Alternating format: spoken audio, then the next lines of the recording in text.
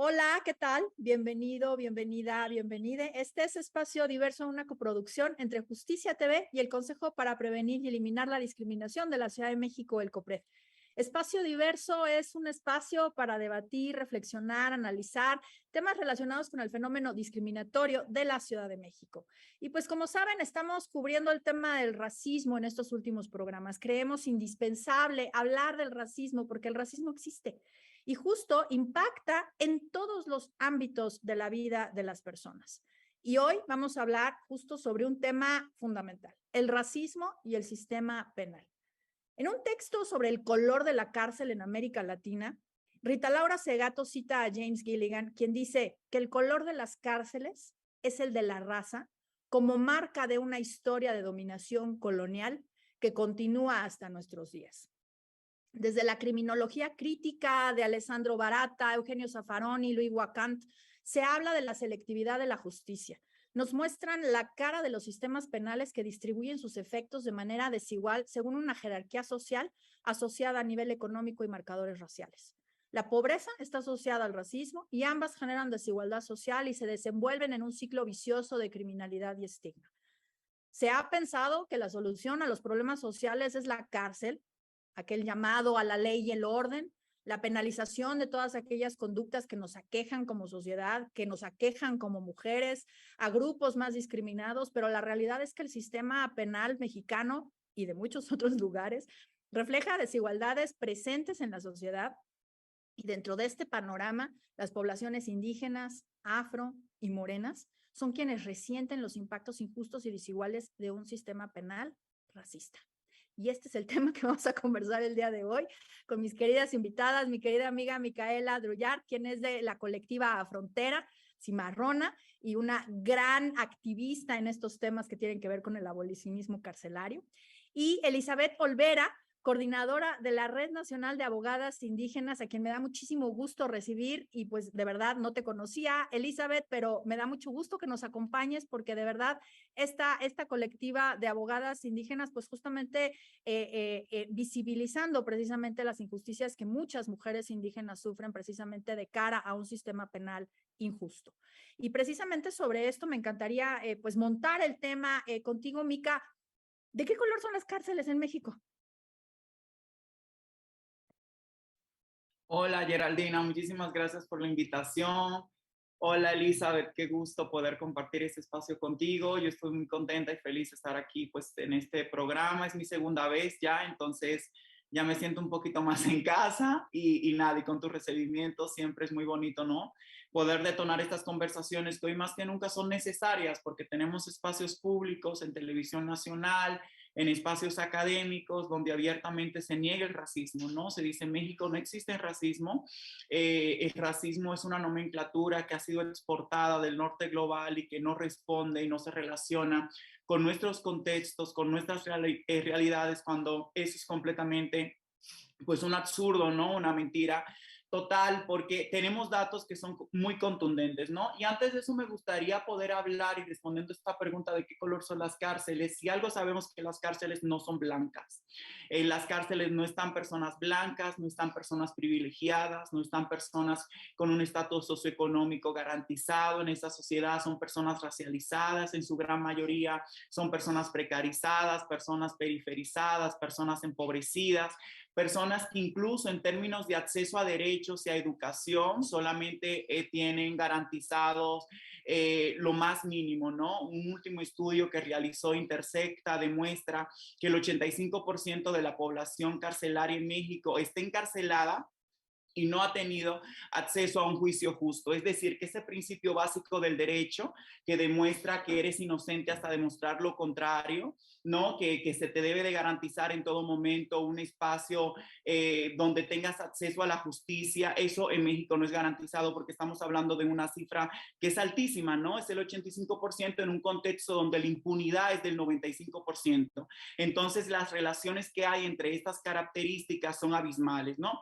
Y cuando nos preguntamos cuáles son los sujetos y cuáles son las personas que resultan afectadas, ¿no? Y cuáles son los rostros y los apellidos que están detrás de estos números y de estas estadísticas, nos damos cuenta de que son personas empobrecidas y periferizadas, ¿no? Que son personas, por ejemplo, que en su gran mayoría, Geraldina, no han tenido acceso, o sea, a su nivel educativo, y con esto abro un paréntesis, o sea, tener acceso a las instituciones educativas formales no es garantía del nivel de sabiduría, de conocimiento, de saberes que tenga, pero la realidad es que estas personas que están encarceladas son personas que históricamente no han tenido las mismas oportunidades que personas blancas, que son personas que históricamente se le han negado el acceso a la salud, el acceso a la educación y a los derechos más fundamentales que tiene que tener todo sujeto y toda persona en una sociedad, uso comillas, que se llama democrática, ¿no? Y eso evidentemente viene a reafirmar lo que se ha venido agudizando, porque no, o sea, las estadísticas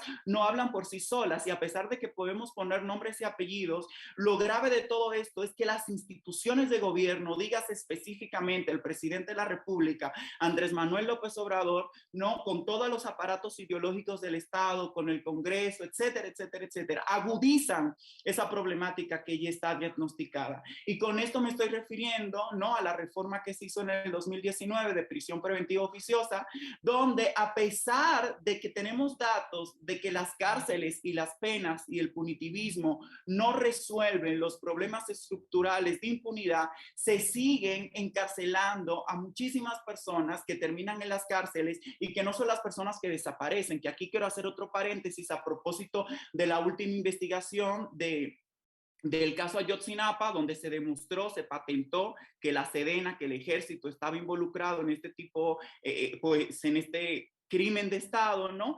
Esas no son las personas que terminan encarceladas, sino personas, en su gran mayoría, son personas que se relacionan con delitos menores, que se robó algo, que pasó por una calle, y esas son las personas que están en las cárceles, y esa es la información que se ha documentado con esto.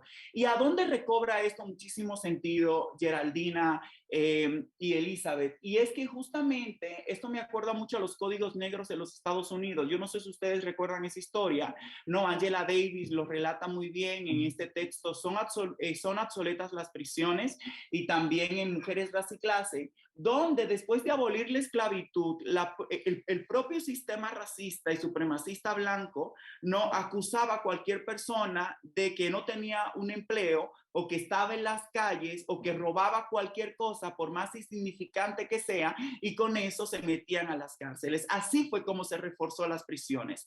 Y en esta reforma de la prisión preventiva oficiosa del 2019 se hizo exactamente lo mismo. Acusar a una persona de robo es razón suficiente para meter a una persona a la cárcel. Y eso me acuerda, lo quiero poner en su justa dimensión y en su justo contexto, y que lo digo en todos los lados. Creo que en el programa anterior que me invitaste, Geraldina, lo dije y lo voy a decir de nuevo, pero en el contexto de la pandemia, donde muchísimas familias blancas y mujeres blancas de lugares privilegiados de esta ciudad secuestraron literalmente a mujeres racializadas que le hacían trabajo doméstico, ¿no? Y le decían, a ver, tú no vas a poner en riesgo a mi familia, entonces si tú quieres conservar un trabajo en medio de esta pandemia, te quedas condormida, de aquí no sales. No, si esa mujer blanca, privilegiada, rica, hombre heterosexual, blanco, privilegiado, rico, acusa a esa mujer racializada, periferizada de robo, era razón suficiente para que una mujer periferizada, empobrecida, terminara encarcelada por la simple acusación de que robó, a partir de esto de la prisión preventiva oficiosa. ¿Qué quiero decir yo con todo esto para ir cerrando? Que en las cárceles, las personas que están encarceladas son personas precarizadas, periferizadas, empobrecidas, que sus derechos más fundamentales y sus libertades más fundamentales nunca se le han dado y nunca se le han sido garantizadas. Son personas que literalmente trabajan día con día para poder, en términos de subsistencia, y que son las personas que terminan encarceladas, ¿no? Y esos son los números que están en las cárceles. Por eso, cuando escuchamos esta narrativa de personas que dicen, no, en un crimen donde hay macrocriminalidad, donde hay desapariciones forzadas, Claro que es necesario reforzar este aparato, pero la realidad es que en la práctica, quienes terminan encarceladas son las personas más desfavorecidas de este sistema de opresión que la ha construido desde la subalternidad y desde la zona del no ser, ¿no? Y aquí quiero dar un dato súper interesante a propósito, porque pues si ya que estamos en ese espacio público, vamos a hacer las críticas necesarias a atrocidades que están pasando ahorita, pero ahora que se acaba de aprobar de que la Guardia Nacional va a pasar, ya no es civil, y que ahora la Guardia Nacional va a pasar a la Sedena, es necesario regresar también a los datos y ver todas las carpetas de investigación que tiene la SEDENI, específicamente hablando de la Comisión Nacional de Derechos Humanos, por las críticas que le podamos tener a esta institución también, ¿no? Todas las recomendaciones que tiene la Comisión Nacional de Derechos Humanos del 2017 hasta la fecha, que son más de 160 y tantos, donde un gran número de esas recomendaciones van dirigidas a la Sedena. Y no solamente van dirigidas a la Sedena, sino que también se segmentan. Y dicen 16 de esas recomendaciones tienen que ver con desaparición, tienen que ver con tráfico de personas, etcétera, etcétera, etcétera. Lo que quiere decir que quienes verdaderamente cometen las violaciones en este país no están en las cárceles, están afuera. Y quienes están en las cárceles son las personas más desfavorecidas y eso se llama racismo. Sí, claro, y los datos, pues ahí están, ¿no? Muchas organizaciones los han venido trabajando. Elizabeth, pues sí, desde el trabajo que realizan, desde la red y tú misma como abogada, ¿cómo se presenta el racismo en el sistema penal? También agradecer muchísimo este espacio a la Suprema Corte de Justicia de la Nación, a, a ti, Geraldina, qué bueno escuchar a Micaela, tan potente, tan contundente, pero también creo que es algo muy importante que no solo es un programa, sino se está colocando un tema muy costoso de poder abrir, que es el tema del derecho penal, ¿no? Es un tema no tocado, digo, en nuestro país y en toda Latinoamérica, estos poderes judiciales son los más rígidos y los más duros en términos de reflexionar y romper como los paradigmas. Algo importante, al menos desde la RAI, desde la Red Nacional de Abogadas Indígenas, nosotros reivindicamos algo. Nosotras incluso, nuestra identidad de ser abogadas, es como una reivindicación también política de ponernos no solo abogadas, sino indígenas, porque eso es algo que también se ha querido romper en este estereotipo de un país donde la mayoría de las poblaciones que hemos venido de este contexto histórico, que ya bien lo dijo Micaela, siempre nos han visto en los espacios de servidumbre, ¿no? Como incapaces de poder realizar otras actividades. Y bueno, a mí me gustaría mucho hacer pues un poco el proceso histórico, porque eso es lo que algo que siempre adolece nuestro país y nuestras sociedades, el olvidar estos procesos históricos. ¿Y qué yo pondría sobre la mesa en este momento? La justicia penal también es una consecuencia del estado social y económico de este país. ¿Qué quiero decir con eso? Que al final del día nuestro contexto histórico pues se encuentra basado en desigualdades jerárquicas y sociales. Toda la historia de Europa, ¿no? Estas aristocracias de guerra y sacerdotal además, ¿no? Que el poder militar y religioso pues siempre han ido juntas para pues también el dominio de todos los pueblos, ¿no? Del mundo. Estas oligarquías dominantes que también van creando desigualdad económica y por eso esa es una consecuencia de la justicia penal diferenciada que tenemos aún, según las clases sociales, según la condición de género, según la condición de étnica, ¿no? Racial, que si no es, si bien ya se comprobó y se probó que no existen las razas, se sigue analizando como una categoría para analizar, ¿no? Y desde ahí se fueron colocando estas penas de acuerdo a estas condiciones sociales e infractores. Y de ahí surge la justicia penal, ¿no? Y eso es algo que se tiene que ir colocando. Pero también, al menos nuestro país, México, tiene dos procesos históricos. Después de la colonización, también se vienen creando pues nuevas clases sociales, ¿no? y desde ahí vienen basado en este fundamentalismo de castas dominantes, ¿no? Y también de dominados y dominadas, conquistados y conquistadas, y también bajo esos mismos preceptos se van dando cómo también la Iglesia Católica se convierte económicamente en la soberana, ¿no? Y desde ahí se va promoviendo también legislaciones, ¿no? Que van dando.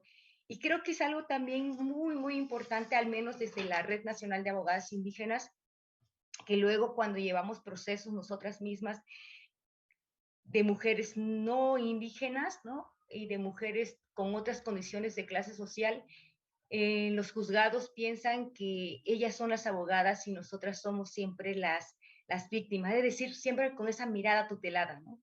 Que no es suficiente incluso ser abogada. Si somos una abogadas indígenas, nos acusan, si no nos ven siempre con nuestra indumentaria, dejamos de serlo. Pero si nos ven con nuestra indumentaria, nos siguen señalando de incapacidad, ¿no? Entonces, esas condiciones llevan mensajes implícitos, no dichos, pero que van creando condiciones desiguales y con ellos nulos accesos a derechos, porque eso es algo importante. Nosotras apenas en el 2018 hicimos un pequeño análisis al Código Nacional de Procedimientos Penales en su artículo 420. Lo hicimos con la doctora María Teresa Sierra en su libro que nosotras hablábamos de cómo en este código, en este artículo, si bien reconoce a la justicia indígena, porque también nosotras hemos querido colocar algo, que es decir, que antes de que llegara este derecho occidental, habían formas y mecanismos también de solución. Mejores, no, con desafíos, con retos, pero al final habían mecanismos también que valdrían la pena ir recogiendo y seguir nombrando. ¿Por qué? Porque al no nombrarlos es una parte de discriminación. Aquí decíamos, si bien este artículo reconoce a la justicia indígena para resolver conflictos, ¿no? Ya sea que cuando hay cambio, cuando se trastoca un bien jurídico, cuando hay cuando se trata de algunas violaciones de derechos. Aquí había algo importante que señalaba ese artículo, que esta ley de justicia indígena podría actuar siempre y cuando no fuera violaciones de derechos humanos, violaciones de mujeres. Algo que nos llama la atención es que lo nombran textualmente como si la justicia indígena de por sí fuera ya violatoria de derechos humanos, ¿no? Cuando sabemos que desde el derecho estatal o ordinario, positivista, como se conoce, hay miles de violaciones de derechos humanos. Y creo que ahí también coloca una situación racial de esta mirada nos determina como si fuéramos una cultura, ¿no? De menor rango y una cultura que de por sí nuestros principios son violatorios de derechos. Y creo que eso coloca nuevamente con este contexto histórico, que además nosotros lo colocamos en el Comité CER de la ONU, ¿no? Como parte de las recomendaciones que le hacíamos al Estado mexicano, de cómo también en esta mirada ir colocando este cambio de paradigma y también ir incluyendo el tema del pluralismo jurídico, que creo que es algo que se ha empezado a nombrar mucho, pero que ha sido también acuñado de alguna manera también desde estos intelectuales, ¿no? Entonces creo que también desde ahí, desde nuestro quehacer como abogadas, y que además de pertenecer a un pueblo y que nosotras nos regimos por dos sistemas, ¿no? Estos dos sistemas que desde el artículo 2 es reconocido, de que somos un Estado pluricultural. Creo que ahí también sigue habiendo un candado de cómo seguir viendo a estas justicias como auxiliares, como de menor rango. Y creo que ahí también tenemos un reto importante dentro del derecho para estos accesos, porque al final del día la mayoría de la población indígena, al menos en México, y sobre todo mujeres, no tienen acceso a llegar a la justicia ordinaria estatal, porque desconocen su mecanismo, porque no tienen dinero para pagar un abogado, por las distancias, por la situación geográfica, ¿no? Por la lengua, no hay traductores, no hay intérpretes. Entonces hay retos y desafío. Y en un diagnóstico que hicimos desde la RAI, nos dimos cuenta que la mayoría de las mujeres de las comunidades, ellas solicitan ser atendidas también por la propia justicia comunitaria, por sus autoridades comunitarias, que estas mismas puedan garantizarles derechos. Es decir, que ellas no sean únicamente limitadas a cierta justicia, sino que tengan la libertad de elegir cualquiera de las dos, pero que las dos les garantice derechos. Y bueno, yo dejaría también ahí mi participación. Muchas gracias, Elizabeth, porque justo lo planteas como desde el otro lado ya más, digamos, del derecho, por así decirlo, ¿no? Esta visión sociológica que nos daba Mica y cómo a partir de las herramientas legales, pues se sigue todavía reforzando estos sistemas racistas y estas miradas racistas de jerarquización, ¿no? Vamos a hacer una pausa y regresamos para continuar hablando sobre racismo y sistema penal. Estamos en Espacio Diverso, no le cambie. Pues estamos aquí de vuelta en Espacio Diverso y estamos hablando sobre racismo y sistema penal. Y pues en este bloque a mí me gustaría un poco que ahondáramos sobre el tema de, pues de pronto esta inflación penal o que se ha llamado también populismo penal o punitivismos dentro de inclusive luchas que pugnan por acabar con la discriminación y la desigualdad, particularmente los feminismos, por ejemplo, ¿no? Hay feminismos que pugnan por una inflación penal, tener delitos, tener penas muy altas. Inclusive hay propuestas para combatir el racismo a partir de un tipo penal. Mica, ¿cómo lo ves? ¿Qué opinas? No, pues terrible. Sobre eso me gustaría decir dos cosas. La primera es que el punitivismo y la utilización del derecho penal y en sí mismo del derecho para poder combatir no situaciones problemáticas, efectos, violencias, no que son de carácter estructural, que tienen que ver con la constitución y la organización del mundo, en lógica de que hay sujetos importantes y hay otros que no son importantes, es definitivamente no ver el tamaño del problema. Y es lo que le ha pasado a muchos feminismos, que creen que el problema, este término de patriarcado, lo entienden en lógica de la individualidad, donde por un lado está el bando de los hombres, por otro lado está el bando de las mujeres, y que teniendo un código penal más robusto, sabiendo que estamos en un sistema como si el mundo solamente estuviera organizado, constituido por hombres y mujeres, y esas subjetividades no estuvieran atravesadas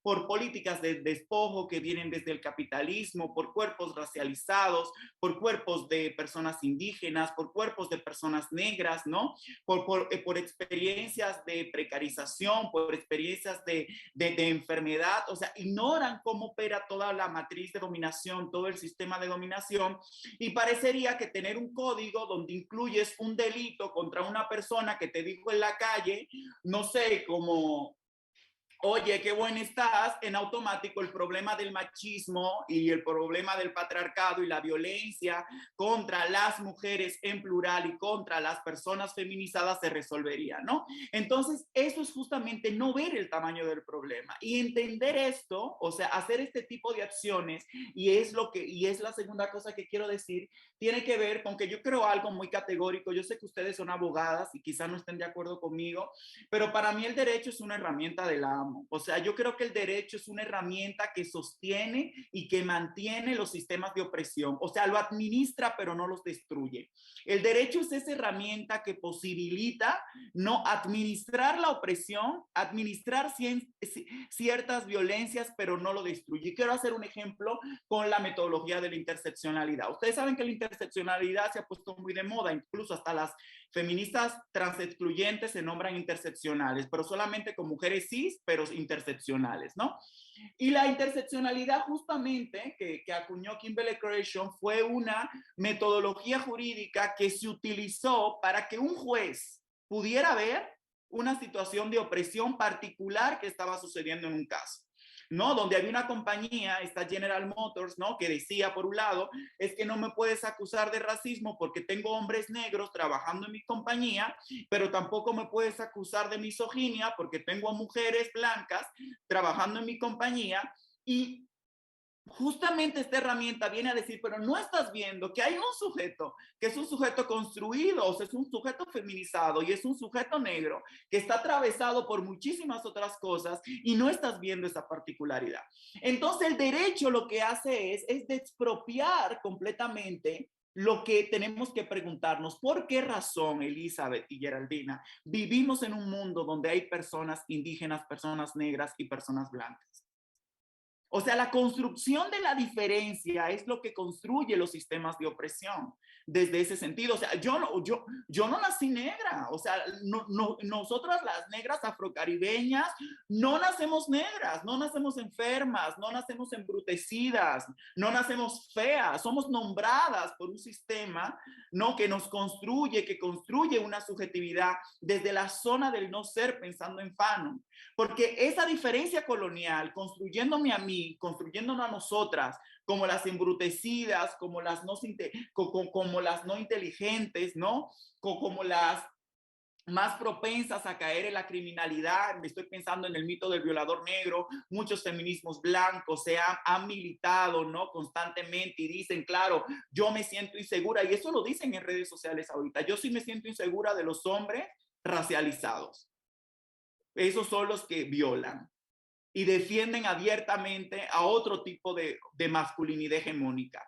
Entonces, aquí hay muchos matices que tienen que ver con un sistema, y yo lo que creo es que muchas veces el derecho lo que hace es que gestiona efectos muy superficiales de que se pueden ver apenas, que es como del iceberg, la punta que se puede ver del iceberg, de todo un sistema de opresión que hay que trabajarlo desde otro lugar.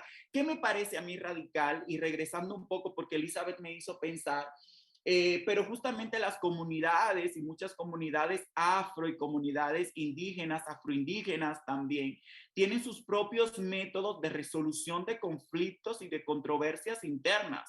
Ahora Cumes tiene un texto que, Geraldina, ahorita no me acuerdo el nombre, pero te lo paso y lo posteas con el programa, lo posteamos por ahí cuando salga en redes, pero donde hace un amicus, y en ese amicus justamente demuestra cómo una comunidad, o sea, literalmente sucedió un conflicto, en una comunidad indígena hubo una violación, había un chavo que era un actor, el otro actor era una chava, hubo una violación y la comunidad con su propio sistema jurídico interno, a falta de otra palabra le llamo jurídico de resolución interna, resolvió la situación. Llamó al consejo, se tomaron medidas de reparación, hizo todo un procedimiento. El amicus lo demuestra de manera formidable fuera de la justicia occidental, para que haya una que no es punitiva, porque el derecho penal lo que quiere es la muerte total del otro sujeto, pero no solamente quiere eso, sino que lo individualiza, y parecería que condenando a una persona estás enfrentando todo un sistema de dominación, y las estadísticas lo demuestran. La impunidad sigue, los feminicidios siguen aumentando, las violencias racistas siguen en aumento, lo que quiere decir que el derecho penal no está funcionando, incluso el derecho administrativo, civil, etcétera, ¿no? Pero ¿qué sucede? Esto sucedió en Guatemala. Luego se organizaron un conjunto de organizaciones blancas, feministas, y dijeron, no, no puede ser posible. ¿Cómo puede ser posible que hubo una violación y que esa persona no esté en la cárcel? Cuando la propia comunidad se reunió y resolvió el conflicto, dijo, este es el problema, has faltado al honor, tienes que reparar, deciden las medidas, así un proceso comunitario, donde no solamente hay una persona con la autoridad que tiene el monopolio de la violencia y de la fuerza y lo resuelve, sino que hay un proceso comunitario, y justamente hubo un activismo, pensando en Chandra Mohanty, un colonialismo feminista, una violencia brutal desde la razón feminista eurocentrada, ¿no? También pensando en Yudelkis Espinosa, que literalmente hicieron colonialismo jurídico, y así le llama este término. Dijeron, no, su resolución a mí no me satisface. Esa persona tiene que estar encarcelada según mis parámetros de justicia. Y ahí yo haría la pregunta, ¿qué significa la justicia? Hay una imposición total, porque parecería que la justicia solamente se puede entender en términos de punitivismo. Y el punitivismo siempre es individual. Y la solución a estas lógicas y a estos sistemas de opresión, de la única forma que se pueden abordar, Elizabeth y Geraldine, es a través de soluciones y alternativas colectivas. Entonces, fueron y se organizaron y literalmente no estuvieron en paz hasta que llevaron a esta persona encarcelada. Y ahí hay toda una violencia que no solamente tiene que ver con el caso en concreto, sino tiene que ver con dos cosas. La primera, la imposición de la lógica occidental del derecho en un sistema jurídico de resolución de controversias y conflictos que tiene una comunidad determinada, ¿no? Que se está escapando de esta lógica colonial, y también que hay una ruptura total de un tejido comunitario, de cómo se gestionan los conflictos y las relaciones a nivel interno, ¿no? Entonces, cuando yo veo estas leyes, por ejemplo, esta iniciativa contra el racismo, discúlpame, Geraldina, o sea, yo no puedo pedir, ahorita alguien me agarra el cabello sin mi permiso y me dice, mira, tu cabello parece una jerga, que me lo han dicho. Que metan a esa persona en la cárcel no soluciona el racismo estructural de este país.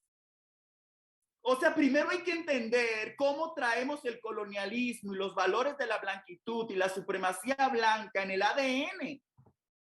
Primero hay que entender a través de procesos formativos, deformativos, descoloniales, que se propongan descolonizar el sujeto, descolonizar la mente, descolonizar el cuerpo, entender por qué todas las vidas son importantes. O sea, es que la apuesta no puede ser en enchanzar, o sea, en engrandecer las cárceles, que ya la gente no cabe y que, perdóname, Donald Trump y Bolsonaro, que son los mayores fascistas del mundo, y también ahorita elegir una primera ministra, creo que, ahorita no recuerdo, pero chance tú sabes, Gerald, en Italia, ¿no? O sea, sí, impresionante, racista, islamofóbica, brutalmente, o sea, eso, meter, o sea, esas personas no están en la cárcel. O sea, las personas que desaparecieron a los 43, que es un tema de racismo, no están en las cárceles. Ahorita cuando a la Sedena, la investigación de Ayotzinapa le dijo, sí son responsables, tengo pruebas, mira, aquí está el millón de pruebas que te estoy presentando, lo primero que hizo la Sedena fue desconocer la investigación, que ya lleva años haciéndose, desconocer la exigencia de justicia de los 43 papás y mamás de los estudiantes desaparecidos de Ayotzinapa. No, y no solamente eso, sino ponerle bufete de abogados privados para que les defiendan. O sea, la gente, o sea, los criminales, puso comilla, porque también el cuerpo negro, o sea, el cuerpo negro racializado, cuando vamos por la calle, es el cuerpo que he leído a través de la perfilación racial, etcétera, etcétera, etcétera, como criminal. Pero los que cometen y tienen este país en jaque, en una crisis humanitaria, en una crisis grave de derechos humanos, con más de 100,000 personas desaparecidas, una gran fosa clandestina, tortura generalizada, feminicidios, de desaparición de personas migrantes racializadas que cruzan el país desde Centroamérica para llegar a Estados Unidos. La gente que comete eso nunca llega a la cárcel, porque para hablar, o sea, y ahí es donde también quiero enfatizar eso, el derecho siempre se utiliza como una herramienta de quienes ostentan el poder. ¿Quiénes tienen la capacidad? ¿Quiénes tienen la capacidad de litigar, de desgastarse en un litigio estratégico? Por ejemplo, ahorita en México, en promedio, se supone que la justicia es un derecho y que todo el mundo, si no puede pagar un abogado, mentira, la justicia es privatizada en este país. Porque dicen, no, si no puedes pagar un abogado, el Estado te lo da. Pero eso es mentira, porque un defensor, una defensora, una defensora pública tiene más de 300 casos al mismo tiempo. ¿Ustedes creen que eso es justicia? ¿Cómo puedes tú defender 300 casos, más de 300 casos al mismo tiempo en un país donde está la prisión preventiva oficiosa, donde más del 85% está en la cárcel y no se le ha demostrado nada, violando todo? Entonces es como si fuera una utopía. Es que cuando tú ves la fotografía y las cosas que suceden, es como, güey, no me puedo, es que no entiendo cuando llegamos hasta este punto, ¿no? Entonces, en conclusión, lo que quiero yo decir con todo eso es que el punitivismo no es una alternativa. El punitivismo es neoliberal, el punitivismo es individual, el punitivismo solo ve temas particulares, individuales y no tiene una mirada a nivel sistémica. Y si estamos en un problema sistémico, nuestras alternativas y soluciones tienen que ser miradas a nivel sistémico. Y la segunda cosa que me gustaría decir es que cuando hacen leyes, las leyes no nos van a llevar a ningún lado. Las leyes no nos salvarán, porque a quien afecta las leyes siempre es a una misma. Una puede terminar en la prisión acusada de racismo, no gracias a una ley, en un país donde la justicia es inexistente, ¿no? Entonces ahí creo que hay que hacer una apuesta, y yo creo que dejar la soberbia eurocentrada que tenemos aquí grabada en la mente, que nos constituye, ¿no?, como sujetos importantes blancos y sujetos no importantes racializados, y poder comenzar a ver las formas autónomas de justicia que tenemos a nuestro alrededor, porque hay muchas formas de resolución y de construir diálogos, consensos, conversaciones, de arreglar las cosas sin necesariamente meter a una gente a la cárcel, porque con esto se acabó. Y que eso es una pregunta que se hace Angela Davis en este texto. ¿Son obsoletas las prisiones? Se las recomiendo a todo el mundo que nos esté escuchando en este programa. Y es justamente, yo no sé en qué mundo llegamos al punto de tolerar que hayan personas que estén encerradas cuando no se le ha demostrado absolutamente nada. O sea, aquí mientras ustedes están escuchando este programa, yo estoy en mi casa hablando, hay personas en la que no han hecho absolutamente nada, la gran mayoría, y están encarceladas, privadas de la libertad, porque según el Estado, que exista militarista, capitalista, negro, y todos esos, tanto macrocriminales como privados, dijeron que esa persona puede ser un peligro para la sociedad, y seguramente fue una persona que no sé, que no hizo absolutamente nada, o quizás se llevó una galleta de un Oxxo y está encarcelada en una crisis donde desaparecen a las personas. Entonces, eso es brutal, y lo dejaré ahí. Wow, Mica, pues no, creo que hay tanto que comentar y tanto que reflexionar, creo, ¿no? Me parece que lo que me gustaría rescatar en este momento de todo lo que nos has dicho, no porque lo demás no sea importante, todo es importante, tiene que ver justo con estas formas de justicia alternativas, ¿no? O sea, deshacernos de esa idea del punitivismo, del castigo, del buscar que esta persona solucione un problema que tiene una raíz estructural, que tiene una raíz sistémica, histórica, y que no vamos a arreglar el problema de esa manera, ¿no? Desde esta mirada, digamos, occidentalizada o colonial. Vamos a hacer una pausa y voy a regresar con Elizabeth, y ahora le toca a Elizabeth darnos toda su perspectiva. No quise interrumpirte, Mica, porque creo que todo lo que estabas diciendo me parece que traía un hilo muy fuerte que tiene que ver con esto, ¿no? O sea, el punitivismo no es la solución. Entonces, hacemos una pausa y regresamos con Elizabeth para que nos dé su punto de vista sobre estas vías de entender la justicia desde otras perspectivas. No le cambien porque está buenísimo esto. Esto es Espacio Diverso y estamos hablando sobre racismo y sistema penal. Regresamos. Estamos ya de vuelta aquí en Espacio Diverso, y como se nos han venido siguiendo, este programa ha estado muy intenso con el tema del racismo y el sistema penal, porque creemos que es un tema que urge discutir, ¿no? Y urge hablar sobre estas otras alternativas de la justicia, sobre por qué el punitivismo no es una opción para acabar con estas violencias, la discriminación, los problemas sociales de carácter estructural. Y pues sobre esto, Elizabeth, me interesa mucho tu perspectiva. Ya nos adelantabas un poco en tu otra intervención.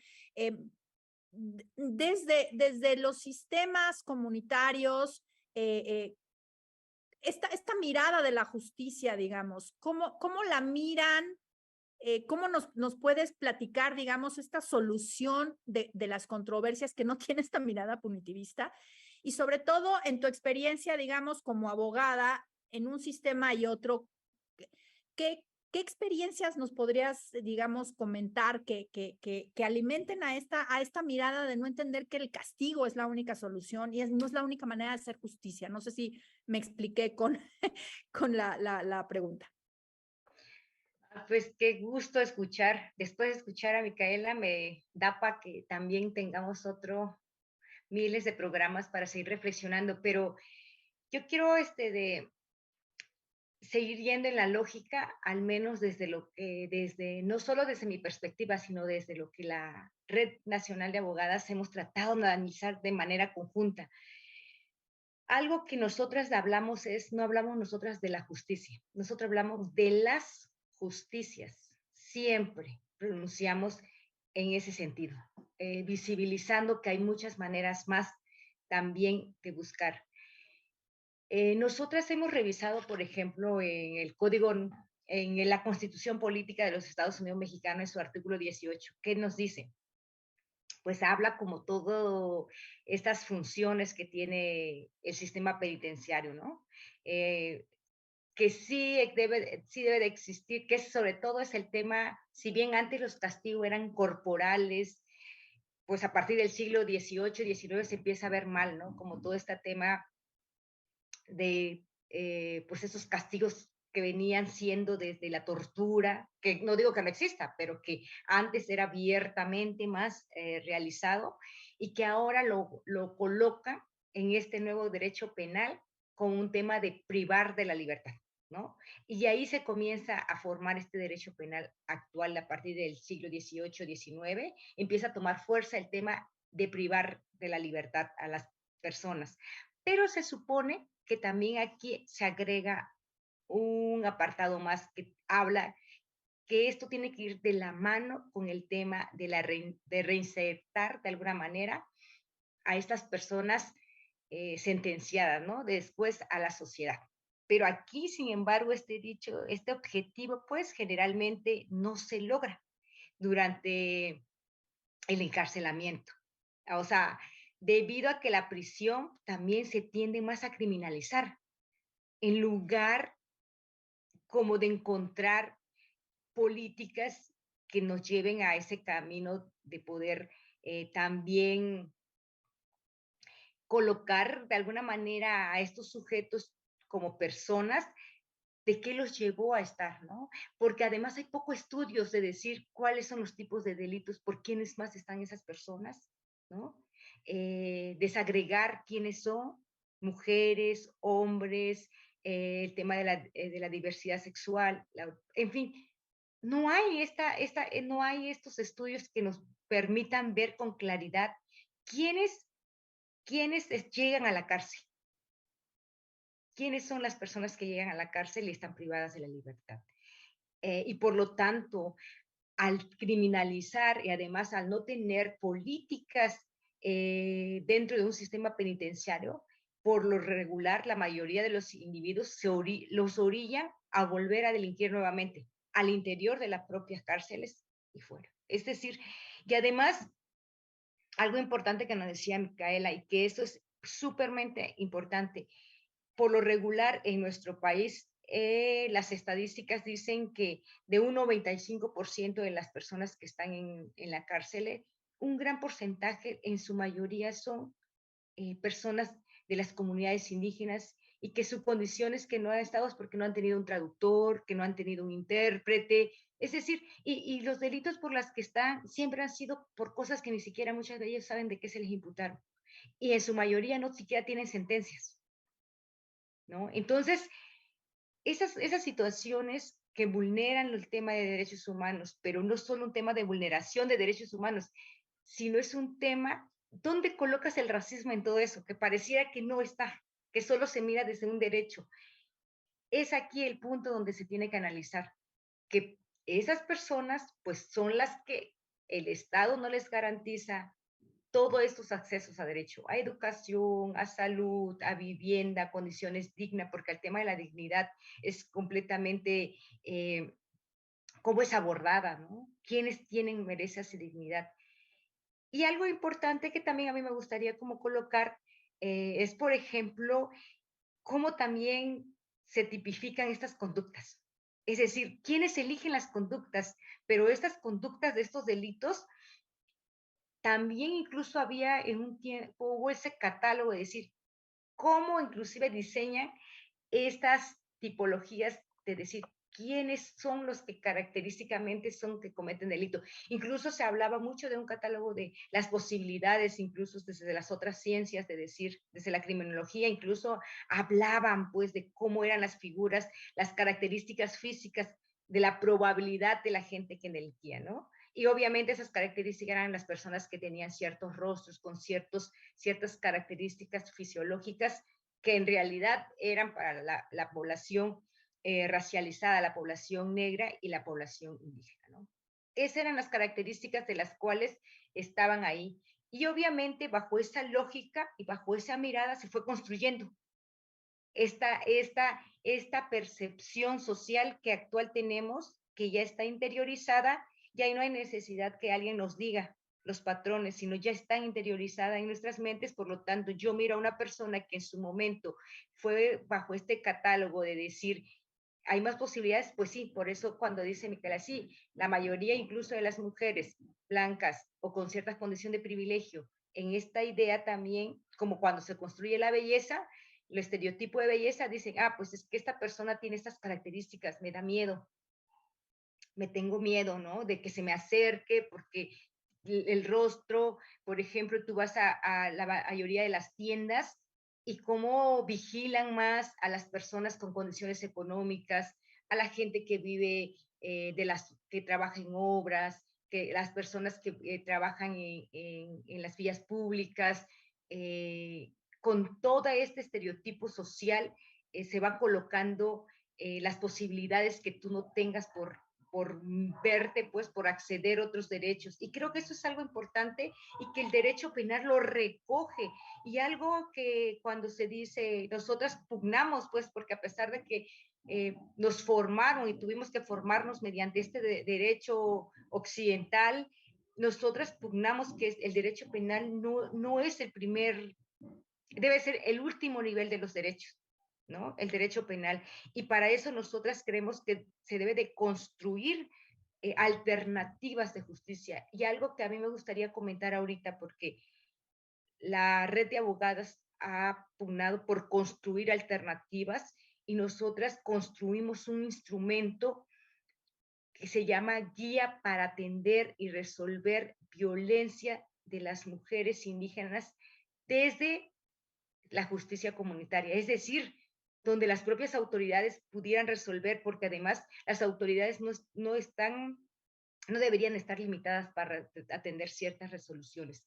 Este material que es inédito y que además es recogido como una buena práctica desde el Enlace Continental de Mujeres Indígenas, donde también hay experiencias válidas como la que ha hecho en el Perú, Chirapac, donde recoge incluso unas cartillas de violencia, donde se discute la justicia, donde se discute el tema de reparación de daños, donde se colocan ciertas formas, además que algo importante y que no toca el derecho occidental, que para nosotras las mujeres indígenas es muy importante, es que en el tema de la reparación del daño, exacto, no es individual, ¿no?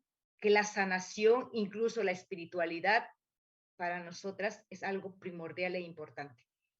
Y desde este contexto, cómo no solo una reparación que te lleva a ti, sino que lleva a todo tu territorio, ¿no? Que te envuelve. Eso es algo importante. Y por último, me gustaría agregar un poco cómo los cambios legislativos realmente no están favoreciendo contra el racismo. Y nosotros ahorita en Oaxaca nos encontramos un tema importante que ahorita estamos dando. De hecho, hay compañeras ahorita en el Congreso Federal haciendo pronunciamientos y nosotras desde Oaxaca colocando, porque se acaba de impulsar una reforma de ley del decreto tercero 1511, donde elimina el derecho de la participación política de las mujeres indígenas en un término de paridad. Es decir, que los derechos de las mujeres indígenas deben de ser progresivos, lo dejan y gradual.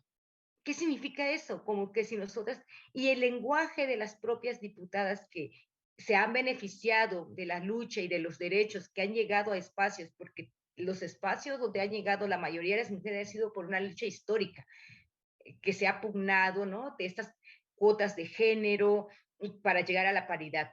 El lenguaje que ellas manifestaban era que las mujeres indígenas, que las mujeres que participan al interior de las comunidades no estaban preparadas para esos cargos, que debería ir paulatinamente, que también el discurso era de que la mayoría de las mujeres pues solo le hacen caso a los asesores que son hombres. El discurso también era de que nosotras tendríamos todavía que, porque además hay mucha violencia en las comunidades y que por lo tanto como por participar las mujeres ha habido más violencia, para que no exista tanta violencia debe de ir poco a poco de acuerdo donde poco a poco las comunidades se vayan acostumbrando a la participación de las mujeres. Y estos son lenguajes muy racistas donde nos miran como mujeres que no somos capaces, pero no colocan a cualquier mujer, sino a las mujeres indígenas. Y si desde ahí se están nombrando, desde estos cambios legislativos, obviamente que las políticas que van regulando no tienen este cambio estructural, ¿no? No llevan estos cambios estructurales que favorecen, y creo que es tan importante mencionarlo, porque además, ¿desde dónde se toman las tomas de decisiones? ¿Cuántas mujeres indígenas están en espacios públicos de toma de decisiones? ¿Cuántas mujeres negras, o al menos en Oaxaca, donde hemos llevado proceso con compañeras afromexicanas que ellas se han denominado afroindígenas, están en espacio de toma de decisiones? Y mientras no nos encontremos en esos espacios de toma de decisiones, ¿cómo haríamos esos cambios estructurales legislativos, jurídicos, legales, sociales, políticos, económicos? Porque los políticos y económicos se toman todo desde el área jurídica. Si algo a nosotras nos llevó a estudiar derechos, fue porque las decisiones fuertes están ahí. Y para nosotras es más bien entrar a una regla donde muy pocas veces nos dejan entrar. Y creo que eso también es un desafío y es una apuesta desde nuestra mirada. Por lo tanto, yo creo que valdría la pena seguir analizando, valdría la pena seguir volviendo a tomar experiencias válidas que ya se tienen, que además los saberes de los pueblos y comunidades no es de ahorita. Y por algo hemos permanecido milenariamente y que aquí estamos en la resistencia. Entonces, solamente pues colocar eso y agradecer nuevamente pues esa extraordinaria tarde, ¿no? Con Micaela, contigo, Geraldina, y pues bueno, con eso termino. Y pues nosotras siempre hemos dicho que hasta que la justicia sea costumbre. Así es. Elizabeth, ¿dónde se puede encontrar la guía? Es un material inédito que nosotras realizamos. Está dentro de su propuesta de Chirapac, que es el enlace continental. Ellos tienen una página donde lo han subido, pero nosotras este año lo vamos a publicar. Y entonces ojalá y los podamos también difundir en su mayoría de las partes. Estaremos pendientes de esa publicación, Elizabeth, porque es muy importante justo todo esto que nos mencionas y hablar de las justicias, ¿no? Queridas, el tiempo pues se va como agua y en este programa pues tuvimos las intervenciones de una y de otra ya divididas por un corte comercial, pero de todas maneras me parece que lo que han puesto sobre la mesa ambas pues es fundamental en términos de pensar las herramientas del derecho, ¿cómo las vamos a ocupar? Y me parece muy importante decirlo aquí en Justicia TV porque principalmente la programación y me imagino quienes ven el canal son abogadas, abogados, abogades. Y pues esa es la invitación, ¿no? A pensar en las herramientas del derecho desde otras perspectivas, entender que el punitivismo no resuelve los problemas estructurales, que no es la justicia, sino las justicias y que hay otras medidas que podemos aprender de ellas justo de comunidades milenarias que han venido resolviendo problemas, fenómenos, violencias históricas que han estado ahí y que hay otras alternativas para resolverlas, ¿no? Y no solamente una mirada occidental que se nos ha vendido como la única y la mejor medida que tenemos para resolver esos problemas y esas violencias. Queridas Micaela y Elizabeth, muchas gracias por su tiempo. Esperemos poder tener otro espacio y volverlas a invitar aquí a Espacio Diverso. Y pues para quienes nos acompañaron hoy, nos vemos a la próxima. Estamos hablando sobre racismo, porque el racismo sí existe y hay que hablar sobre ello.